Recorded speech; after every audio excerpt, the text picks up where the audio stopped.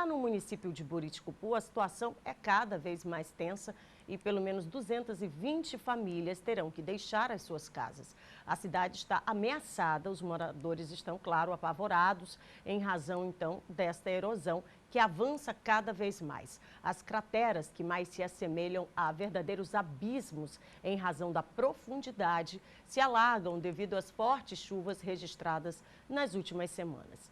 Então, sobre esse caso, sobre toda essa situação que vem sendo mostrada, Brasil afora, inclusive, né? Bom registrar. Eu vou conversar agora com o professor lá da UFMA, o professor Agenor Teixeira Jaguar.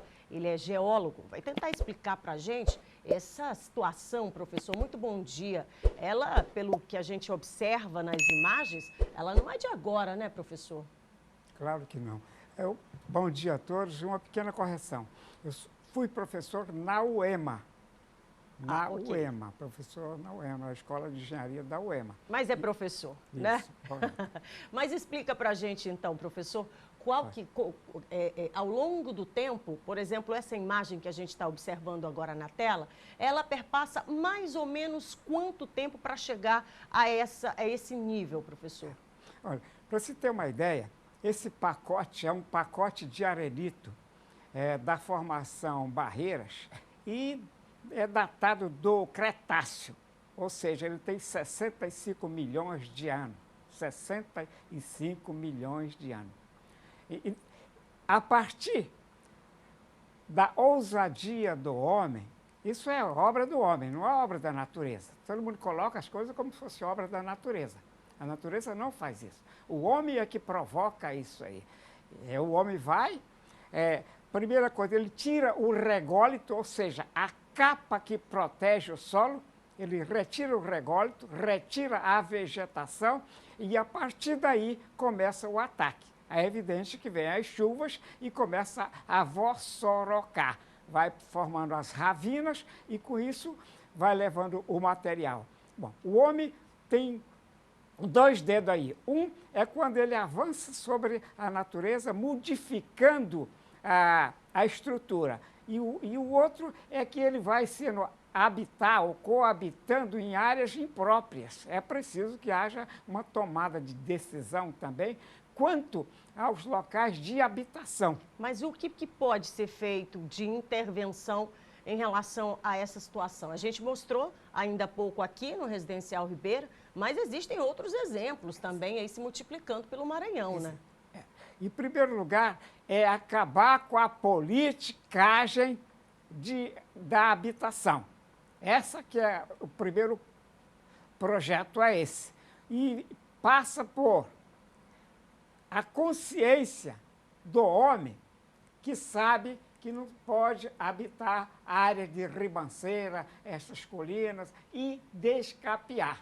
Esse é o grande problema. Existe alguma possibilidade, professor, por conta da dimensão dessas crateras, essa cidade, por alguma razão, pelo avanço, quer seja pelo avanço, desaparecer em alguma possibilidade? Claro que sim.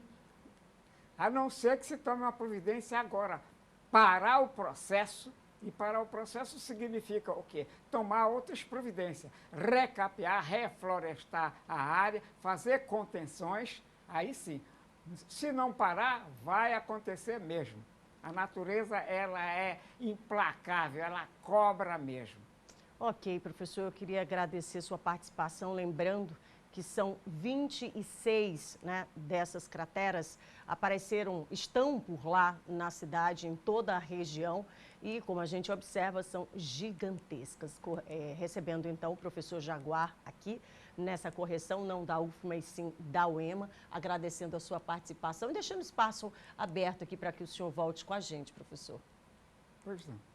Então, o primeiro plano, como já falamos, é a necessidade dos governos tomarem decisões a partir da ciência, a partir da técnica, contratando técnicos antes de fazer essas explorações O técnico tem que ir na frente, verificando aonde pode, o que não pode fazer. Isso não é só no campo da geologia, isso em todos os campos há necessidade disso, do político deixar de tomar decisões e deixar a decisão para os técnicos.